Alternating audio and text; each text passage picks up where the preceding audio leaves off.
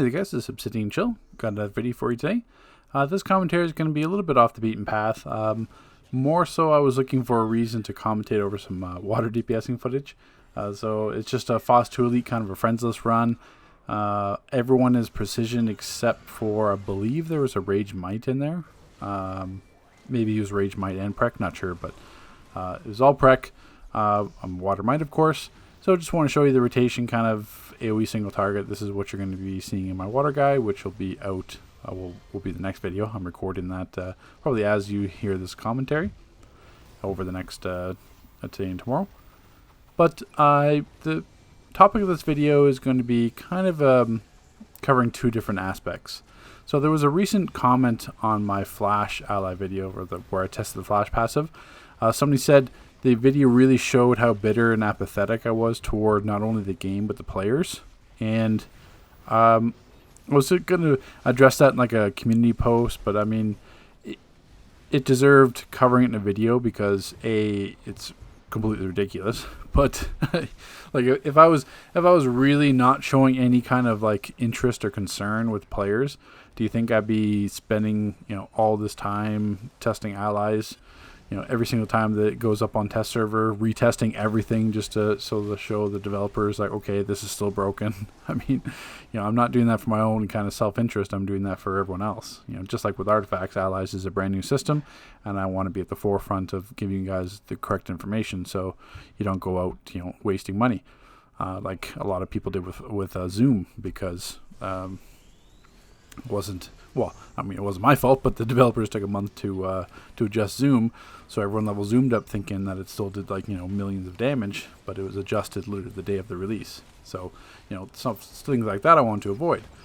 And the whole aspect of doing the types of videos that I do, because there's not really any YouTubers or DC University online YouTubers like me, never really has been, in terms of how most of my videos are, a huge section of my channel is devoted for all the power set guides, which was really the case. I mean, in the past, like 2013, 2014, during those days, when I was uploading my rotation videos, it was more of a flex back then.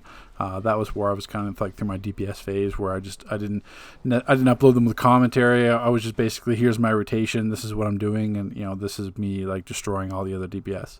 And now that kind of shifted towards helping players, where I kind of give detailed information. I'm talking about the rotation, I'm showing the rotation, giving you different alternatives, rather than just having like rotation over some music where you don't actually take away and learn something.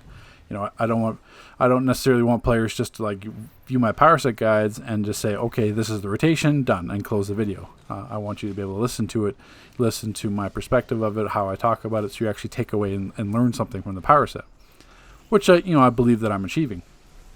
But at the same time, if I was really being apathetic towards players and being bitter towards them, I wouldn't be doing that, would I? I wouldn't be spending like 6 or 7 hours on a video if I didn't need to, because I really don't. I mean, this is going to sound like a jab, but it's not.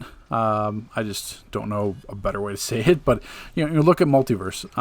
Like Multiverse doesn't need to spend 6 hours on a video to be hugely successful, because I mean he is hugely successful on YouTube in terms of his the niche he's carved out in the community. Like he doesn't have to spend countless hours testing something. He can just make a quick style or update people with what's going on in the forums or in the game and be successful. So I mean the precedent is there. Other people can do it, but I choose not to because I want to bring you guys specific types of content. So that's addressing that comment there.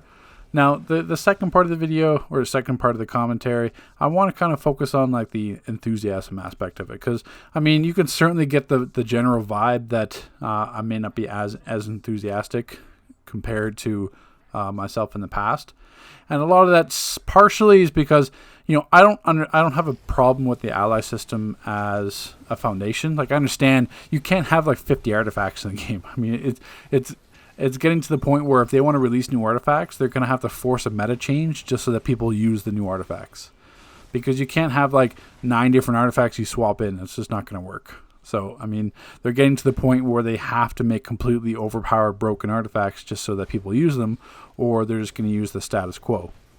So it's not viable or practical to kind of bank on the artifact revenue stream any longer, because of, it's already lasted you the past few years. So they have to take it a new direction. And allies make sense in terms of that you have such a large pool to draw from. I mean, you could be, look at all the DC characters in game, you can have those in allies. People are definitely going to want like Batman, Superman, and, all these. Look at all the people that want to flash and zoom. Like they want those characters to kind of fight beside them. Even though they may be completely useless in terms of their abilities, they just want them because of the characters that they are. So I think they've carved out a good niche in terms of allies and this going forward.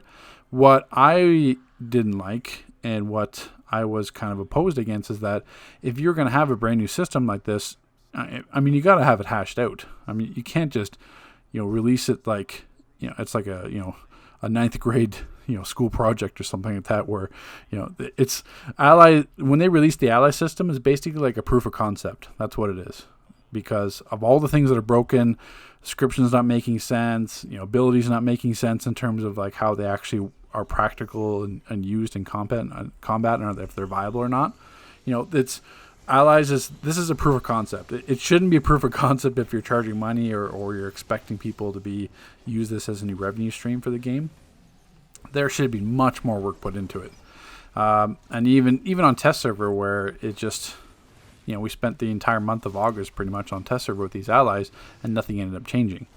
I know I go back to the whole, like, they're a smaller development team, but at the same time, if you want to kind of introduce this kind of like game-changing direction in terms of revenue streams, you can't have, either you wait till you have the proper staff, or you just kind of put it on the back burner and slowly work on it, where they just rushed it out and here you go.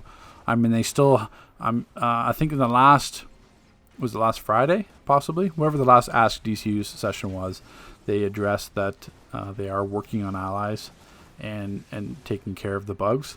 But I mean, at the same time, that's just like the political PR response. I mean, there's absolutely no evidence that they actually are doing anything about it. There's no posts from any of the three main developers that are in charge of artifacts. It's just MEPS, but I mean, MEPS is the community director. He's not the actual one in charge of allies. We haven't heard anything from those three developers, nor have I heard anything back from all the feedback I've given. So, I mean, I don't know. I mean, that's where my kind of outlook was for allies. It showed a lot of promise, but then, because on test server, it was like, okay, great. I mean, this is what happens, but I mean, if it changes, then it could be good. And then when it released on live server, nothing changed. So it was like, okay. And then you're not as enthusiastic about it because it's like, well, nothing changed. So, which, I don't know. I mean, I have no idea what's going to happen with allies. I know they're going to keep releasing them, but I have no idea if they're going to fix them or not. It's just something that I wish they took a completely different direction for it. And I think if Batuba was still around, then he would have certainly been receptive to that type of feedback. And allies would have been completely different if Batuba was still around. But, Batuba's doing his own thing. Once the game he's working on is closer to being released, I'll share that. I mean, it's already out. I just mean it's not close to coming out yet, but I'll definitely announce that just so you guys can, help support him if you want, because he's the system designer for that game. But yeah, so that's why my enthusiasm is low, because of how Allies was handled. But in terms of my general outlook for the game, in terms of, the rest of this commentary is going to be more about how or where I find fun in the game. Playing the game for 10 years, I mean, I'm not one of those ones where a cosplayer that wants to play because, I play this game because of Batman, or I play this game because of Superman, I get to fight beside him. I've never been that type of person.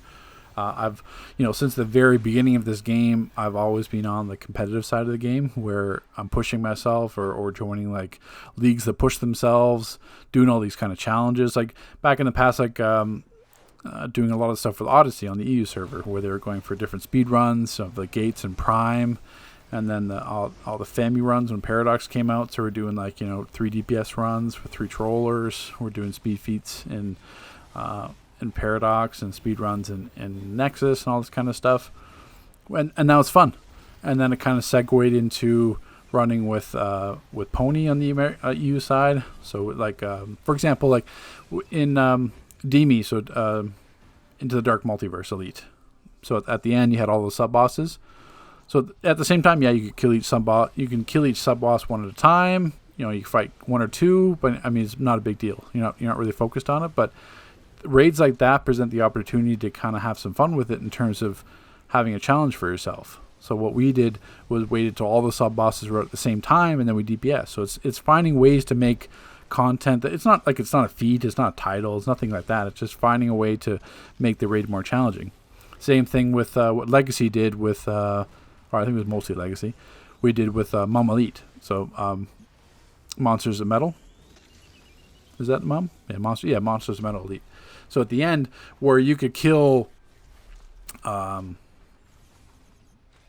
Merciless. Sorry, I'm forgetting some of the names. Merciless and you have the Batman to last. So or all the Dark Robins, you can close those portals. So what we did was just ignored everything. All we did was straight run the metal containers and just finish the raid that way. We didn't block, like we didn't try to kill Merciless, so we didn't have to worry about his one shot. We just dealt with it.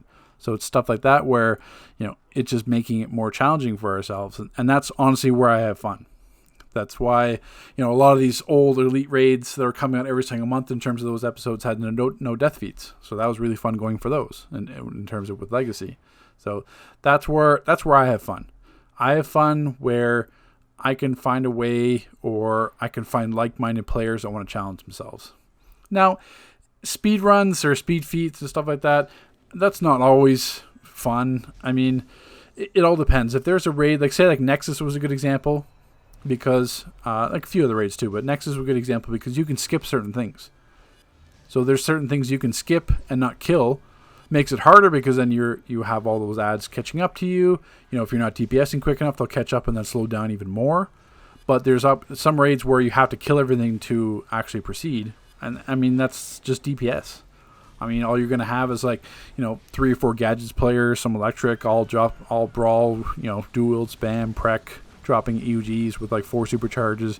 Healers are going to be running 3 supercharges. I mean, what's fun about that? You know, there's no fun for just spamming, you know, Photon powers and just letting Gemini circles do all the damage for you. I mean, that's speed feats aren't fun whatsoever anymore. If you want to like damage comp and do stuff like that, I mean, that's fine. That's a part of the community, and that's kind of something players want to do, and that's perfectly fine. But that's not where I find enjoyment in the game. Not in a long time, at least. Like back in 2013, 2014, I did, but I mean that was all different phases. Now I don't want to have to be a certain power. Like during Paradox, you could be any power. I could be in nature. I could be Earth with phase dodge and compete against electric, or not electric, but like gadgets and light. There was no number one power set. There was no that you had to do this to be able to DPS. Now it's like you have to be Prec. You know, you have to be Gemini. You have to like cycle in Dead King. You know, you have to have Gemini spam. You have to run multiple supercharges. You know, if you don't do that, you don't stand a hope and a prayer of winning like a DPS comp. And like, where's the fun in that? So it's, you know, you have to be specific things. So it's a shame because a lot of the leagues that, I mean, maybe the same thing, like Success did the same thing for a while. Like Success also wanted to push themselves, challenge themselves, and then they kind of got away with it, and more was like, you know, just damage comps and QE. You know, I tried to do like kind of speed run, skipping through like the anniversary event. It's just, I mean, I'm not trying to force 7 other players to do this for me or do this. You know, you have to find those like-minded players that want to be able to do that, and that's honestly my challenge in the game now. For the past few years, I mean, a lot like Pony's kind of like shifted away from that. But I mean, it's all understandable because DC Universe Online hasn't changed enough, and that's what I hope for. The reason why I have this enthusiasm for the game and still play it after all this time is because I hope for the future. I hope for like a supercharged revamp.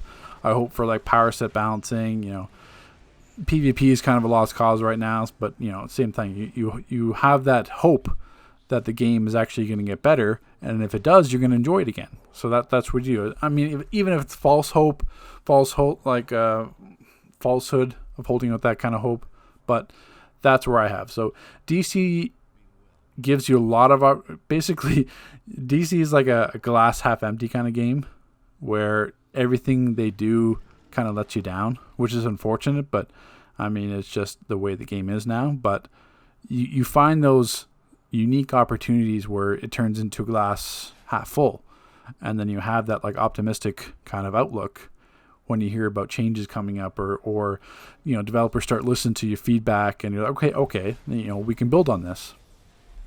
And then sometimes it goes nowhere. Sometimes it's like the supercharger revamp where it comes out and stuff's changed, and like superchargers now have like 15-second cooldowns, and they buff like weird things. It's just like, okay, well, I had all this excitement, and then it was so bad they rolled back the changes, and now who knows when that supercharged revamp is coming. But it was sounded great on paper, and then when actually it was turned into be practical usage, it's just like, okay, they just butchered it. So that's where I struggle. I struggle finding like-minded players that wanted to challenge themselves and do things like, now we have the omnibus and stuff's older content. Now you can start doing stuff like that where you're clamped, so it gives you an opportunity for different kind of challenges. Not necessarily speed feats and stuff like that, but it just depends on the content. But it's hard finding those types of players. It's hard finding those types of leagues because the game hasn't offered those types of players something for a long time. And that's every way to leave to like Final Fantasy, where Final Fantasy offers those types of challenges and unique things where I'm still stubborn enough to stay with DC Universe Online, and that's not going to change. But it's just sometimes I just kind of sit back and feel kind of bummed out, or I look back through my old videos that I recorded, or I look back at like old videos that I posted on YouTube with these types of challenges, and wish that something like that could happen again. And it very may well. Like it's kind of all up in the air. But that's what drives me. So drives me is being that kind of competitive. That's why I'm kind of getting into kind of like the personal side of Obsidian Chiller, but that's what has caused a lot of friction with myself in leagues as well. So usually like the number one friction, because I can get people think that I'm like this whole like evil persona on YouTube, and like Obsidian's just a dick that like wants to expose speed hackers and all this kind of other junk. But anyone who's actually played with me and listened to me in Discord and conversations with me, I'm not that type of person at all. The only friction with me comes from that I want to be always in those types of groups. So if like say like a Fractured Godsphere, like Wonderverse was a good example of that. Like I wanted to be in those because Fractured Godsphere was actually a raid we had good feedback for. It was something that Sharon made sure was going to be difficult, and if people wanted it nerfed or wanted it easier, he said no. Exactly the same thing happened with like Teen Titans was another perfect example with Neurotic. Neurotic was another group of players that were really like-minded, where they wanted to push themselves and go for like server first and all this kind of stuff, and we did. We were the first to beat Hive Elite, and we were the second to beat Machine Elite. So stuff like that where you get really excited going into those types of raids. But now there's no server first or world first for like raids like QE or any type of some of these raids we've had, or even like FOSS 2 or Inner Sanctum. Like these raids aren't difficult enough to even warrant it. It's like anyone that queues up first beats it. If you can beat a raid in the first day, then it's like, well, there really was no point of claiming like a server or world first, because it was beaten the same day. Everyone beat it. Pugs were beating it. And that wasn't the same for like Machine Elite and Hive Elite when it came out, because they were actually legitly hard, because they wanted it to be difficult. Sharon designed Hive Elite, and Milbarge did Machine Elite. So, where was I going with that?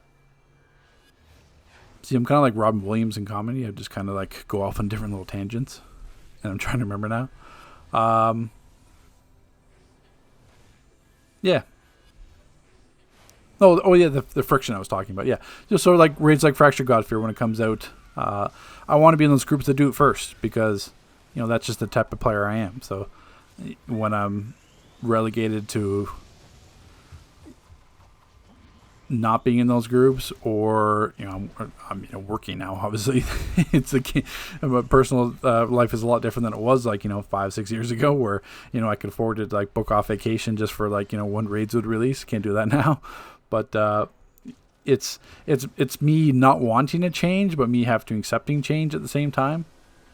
So I know the last like few minutes of this is kind of being all over the place, but and I should kind of wrap it up soon, because we're getting to like the 20-minute mark. But yeah, it's just that I certainly, going back to like the original point of this video, I'm never bitter or apathetic towards the game or players at all. I may be bitter towards the direction of the game or how the game direction plays out. Because they could say everything they want on the forum, saying, yeah, we're going to do this and this and this and this, but then when it actually comes out and it's like not anything that they said, or they couldn't do it, or it's broken, then at that point it's like, well, great. Like, how are you supposed to feel? So here's to the future. I mean, nothing. I'm not going anywhere. My content's not going to change. It's just that I felt that this was kind of a nice commentary to have, so you guys can get like a kind of a deeper. I feel like this is more like reflections. Like kind of personal reflections of Obsidian Chill. Not that I want to refer to myself in the third party, but it's just that this was a good kind of time to kind of reflect and let you guys know what I'm thinking. So, hope you guys enjoyed the footage. The water guide will be out soon. I got some other testing I'm doing on the weekend, as well as a big contest announcement tomorrow. So, take care, guys. We'll see you in the next video.